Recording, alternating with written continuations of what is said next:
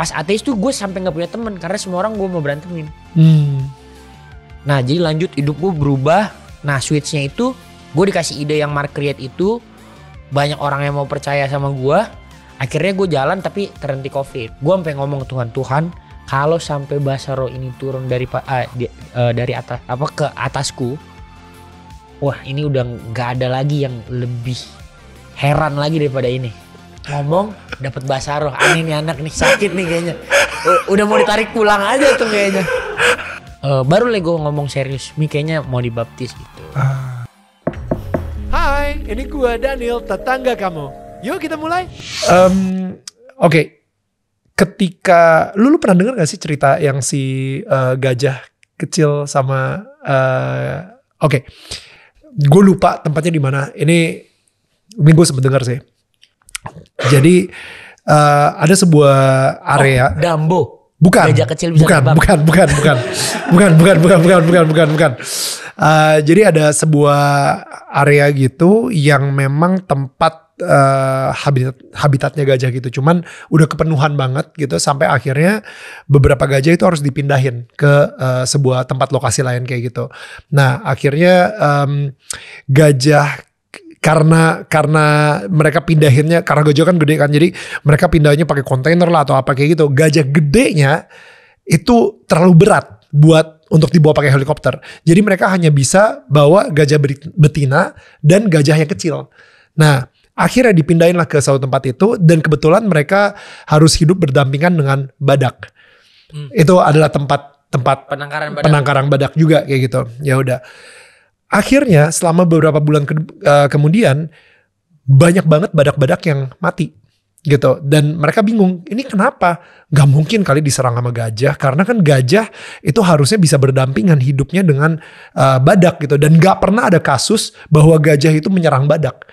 Sampai akhirnya ketika di research, mereka pakai kamera tengah malam atau apa gitu kan yang bisa ngelihat bener gajahnya itu menyerang badak. Gajah yang kecil Menyerang badak.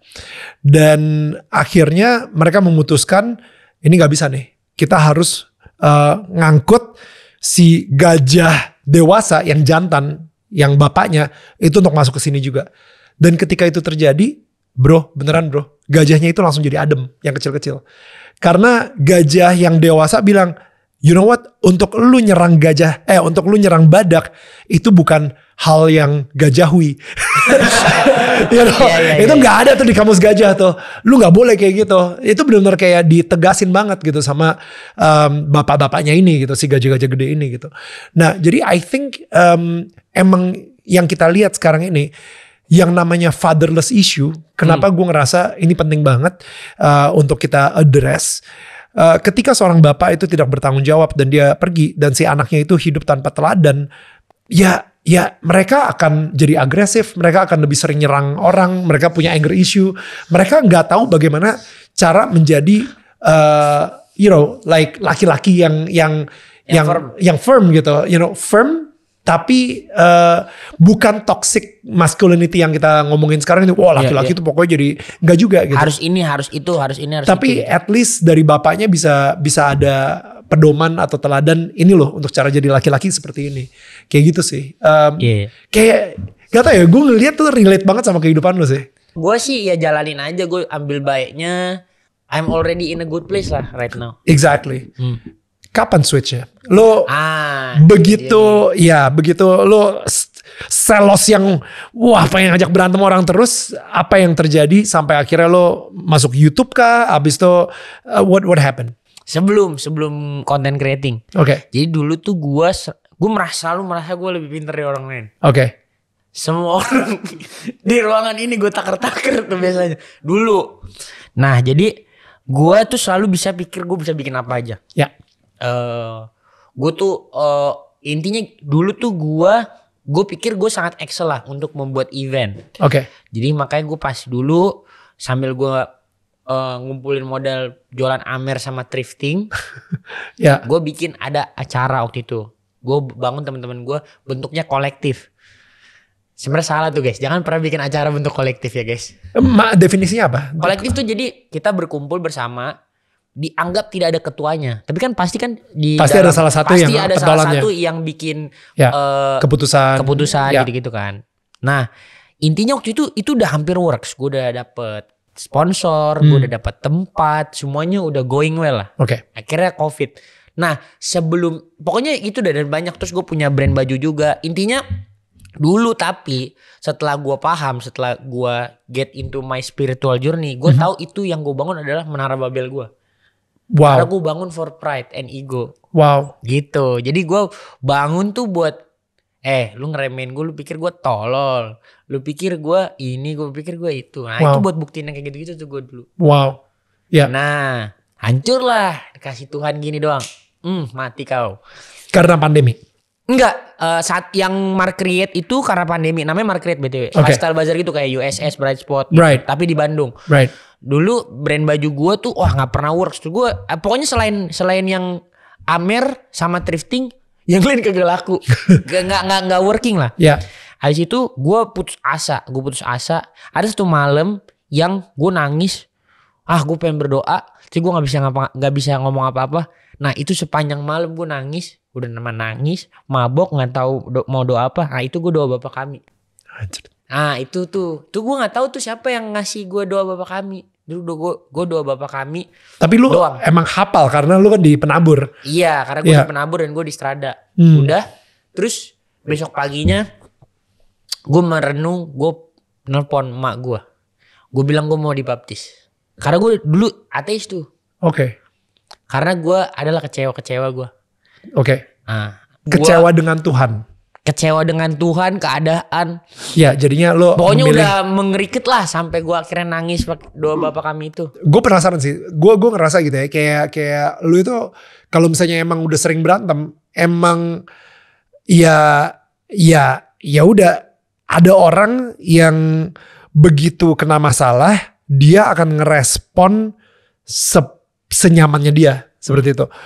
Gue masih penasaran sih Los, kayak di malam itu apa yang berbeda ketika lu doa Bapa Kami itu? Maksudnya kayak apa yang berbeda dari malam-malam yang lain gitu ketika lu menghadapi masalah? Jadi malam itu biasanya gue mabuk berantem ya. Jadi gue malam itu gue mabuk malah disuruhnya buka ayat. What? Disuruh siapa? Ya gitu dah, itu hikmat. Jadi kayak ada gerakan di hati gitu. Terus buka Alkitab ngasal, dapatnya ayat sunat. Yang artinya apa artinya? Ayat sunat. Ada artinya lah waktu itu nanya. Oke. Iya disuruh ini kali ya, disuruh potong yang jelek-jelek kali. Oh wow. Oh gitu. Lupa juga ya. Pokoknya gitu, terus ya udah nangis doa Bapa Kami. Wow. Di toilet. Wow. Udah mabok semalaman itu. Jadi lu saat itu lagi menghadapi sebuah masalah.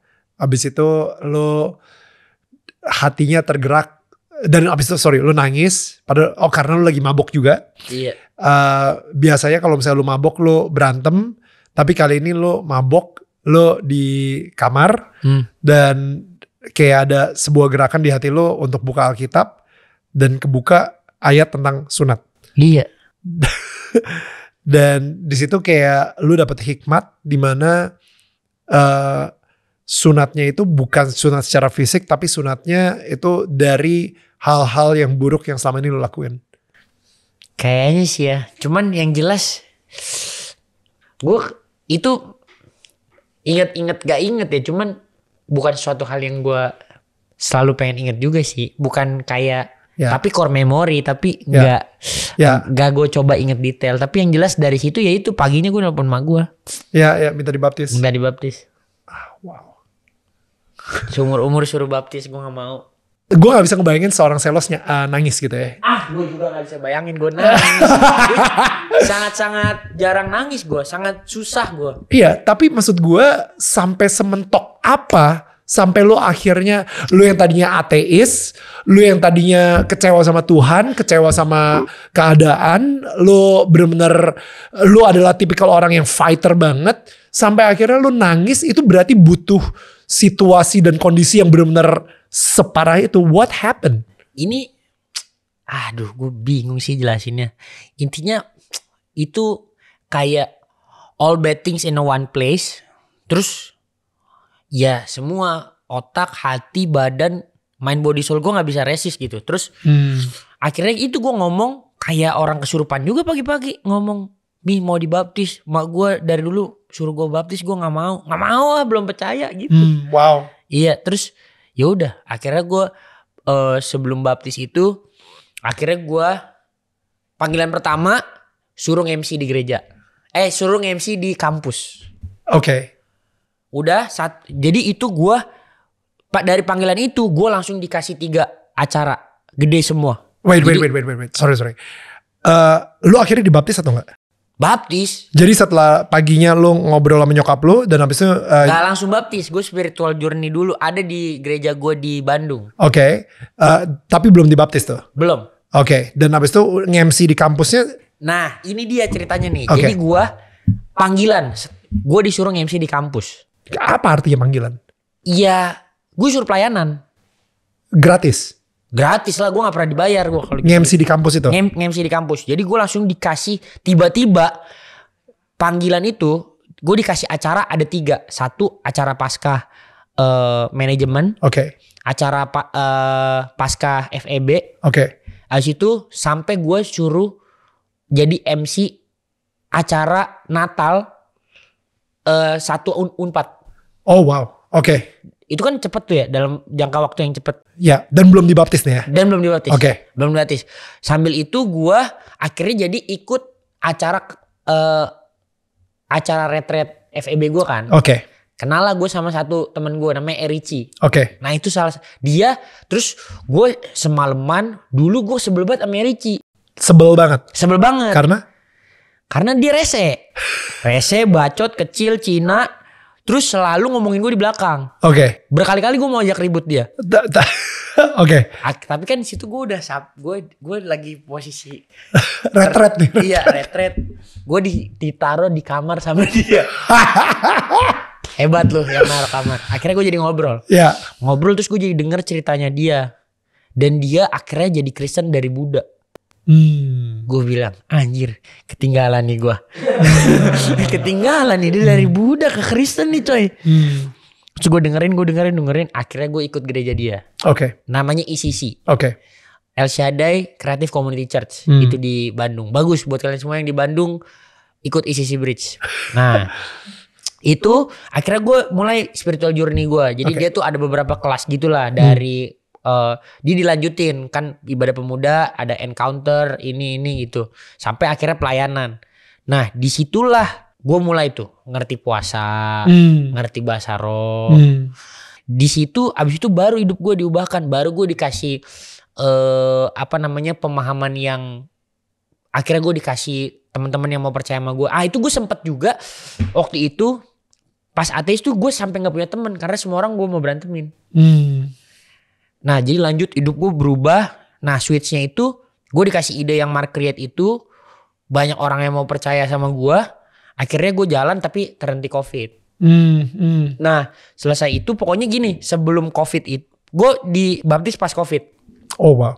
Jadi gue ini dulu yang MC dulu. MC spiritual journey. Ngerti puasa. Sampai akhirnya gue bener-bener gue sampai ngomong ke Tuhan, kalau sampai bahasa roh ini turun dari atas ke atasku, wah ini udah nggak ada lagi yang lebih heran lagi daripada ini.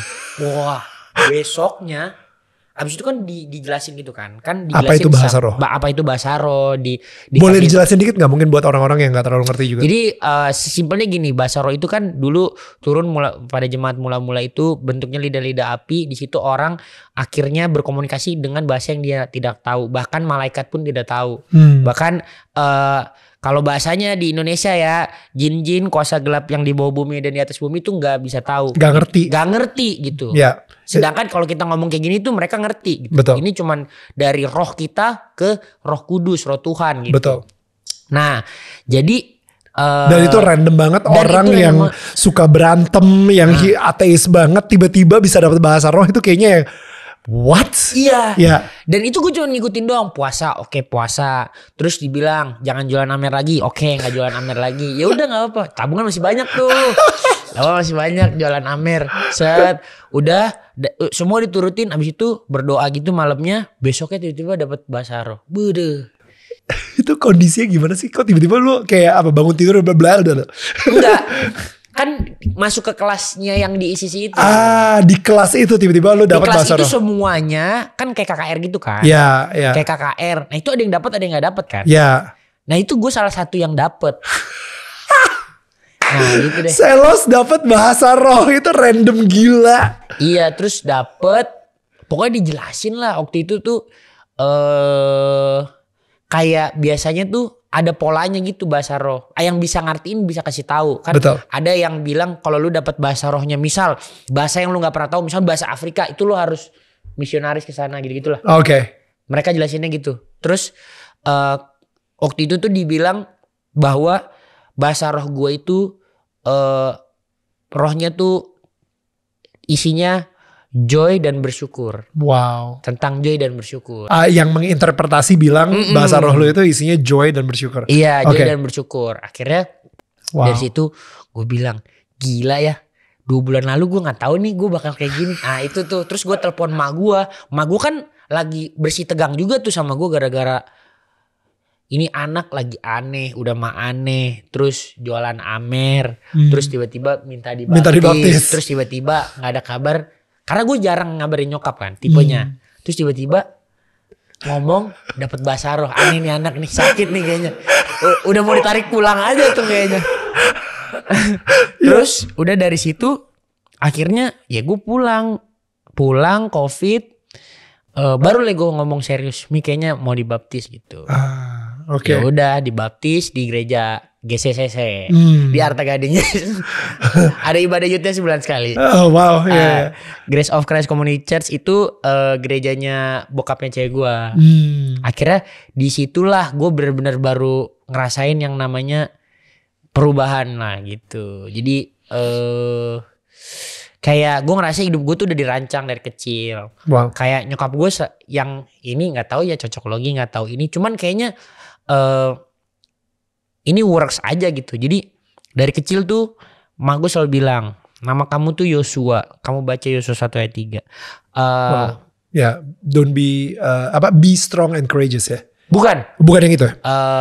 Pokoknya semua tanah yang kau injak akan jadi milikmu, seperti yang aku janjikan kepada Musa. Yosua 1 ayat 3. Nah, itu juga ayat baptis gue. Wow. Jadi kayak gue pikir kayaknya emang Tuhan nih kayak ngerancang something great gitu. Terus dari situ udah baptis, udah gue ngikut. Gue ngikut. Akhirnya sampai di masa ya, ini menarik nih. Jadi ada masanya setelah gue tobat pun ada juga lupanya tuh. Of course. Ya. Karena tobat tuh bukan artinya lu bakal jadi manusia paling sempurna di muka bumi ini gitu. Tobat. Dikasih Tuhan dapat karir di konten. Langsung tuh dapat karir di konten itu gila banget. 1 tahun 10 juta followers. Gue bilang ini giveaway kagak apa kagak. Terus dapat 10 juta. Wow. Makan kalau gue ngikutin gereja kayak intermittent doang kan ya. Oke. Terus buat gue itu bukan tantangan. Jadi kadang gue puasa hal-hal yang gue nggak bisa hindarin lah. Apapun yang menurut gue irresistible tuh gue yang tahan. Lu nikmatin banget yang kayaknya. Iya itu gue nggak kerjain. Pas lagi gue doa puasa. Nah lagi gue puasa buat dapetin mentor. Muncul 2 nama. Ini yang menarik nih. Ini yang gue bilang ini fakta mencengangkan. Tahu keluar namanya siapa? Denny Sumargo dan Daniel Mananta. Dari situ tiba-tiba malam-malam Denny Sumargo gini dengan gayanya, "Woi botak, lagi ngapain lu?" Terus gue bilang, aneh juga nih orang nih nelpon gini. Terus dia bilang, "Gue dapet wangsit, suruh telepon lu." Hah? Gila gue bilang nih Denny Sumargo nih. Come on. Sumpah gak sih gue bilang.